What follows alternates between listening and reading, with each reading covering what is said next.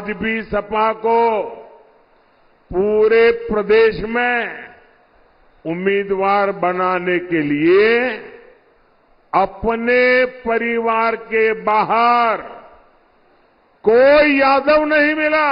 5 साल पहले कांग्रेस का शाही परिवार चुनाव के समय मंदिर मंदिर घूम रहा था। जो द्वारिका प्रभु कृष्ण ने बनाई है, मुझे वहां जाकर के माथा टेकना चाहिए। इसलिए मैं समुद्र में नीचे गया, पूजा की और भगवान कृष्ण को पसंद मोरपिंच वहां भेंट चढ़ा करके आया।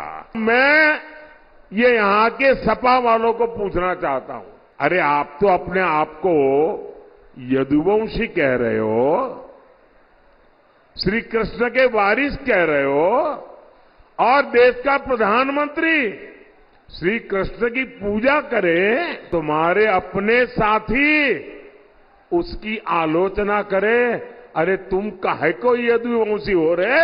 मोदी को गाली देते देते ये लोग भगवान कृष्ण की पूजा तक का अपमान करने लगे हैं। आप लोग याद रखिए, आज भी सपा को पूरे प्रदेश में उम्मीदवार बनाने के लिए अपने परिवार के बाहर कोई यादव नहीं मिला। जबकि ये भाजपा है जिसमें कोई भी कार्यकर्ता बड़े से बड़े पद पर पहुंच सकता है।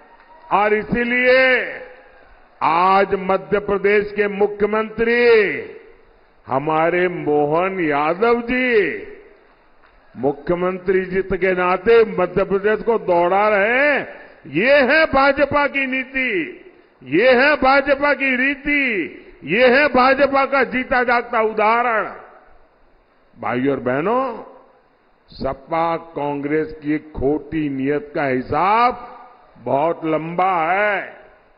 आप याद कीजिए, 5 साल पहले कांग्रेस का शाही परिवार चुनाव के समय मंदिर मंदिर घूम रहा था।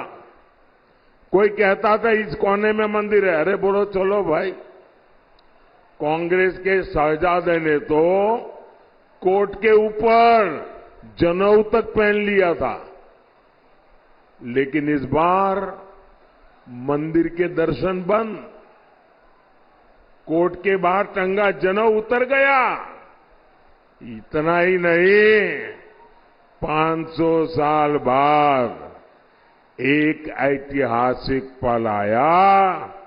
पूरा देश भव्य राम मंदिर बनने से खुश हुआ, लेकिन इन्होंने प्राण प्रतिष्ठा का निमंत्रण भी ठुकरा दिया। साथियों, इनको तो इतनी नफरत है। अभी मैं द्वारिका जी गया था गुजरात में, और आपको मालूम है पुरातत्वविद कहते हैं कि भगवान श्री कृष्ण की जो द्वारिका है वो समुद्र के नीचे डूबी हुई है। तो पुरातत्वविदों ने खोज के निकाला है। तो मेरा मन करता था कि जो द्वारिका प्रभु कृष्ण ने बनाई है, मुझे वहां जाकर के माथा टेकना चाहिए। और इसलिए मैं समुद्र में नीचे गया, पूजा की और भगवान कृष्ण को पसंद मोरपिंच वहां भेंट चढ़ा करके आया। अब एक कांग्रेस के शहजादे को बड़ी परेशानी है कि कृष्ण क्यों पूजा करने के लिए नीचे गए क्यों। अब मैं ये यहां के सपा वालों को पूछना चाहता हूं, अरे आप तो अपने आप को यदुवंशी कह रहे हो, श्री कृष्ण के वारिस कह रहे हो और देश का प्रधानमंत्री श्री कृष्ण की पूजा करे और तुम्हारे अपने साथी उसकी आलोचना करे, अरे तुम काहे को यदुवंशी हो रहे।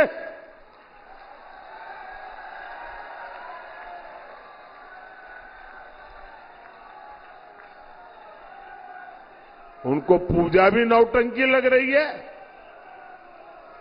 मोदी को गाली देते देते ये लोग भगवान कृष्ण की पूजा तक का अपमान करने लगे हैं और ये यदुवंशी उनकी आरती उतार रहे हैं।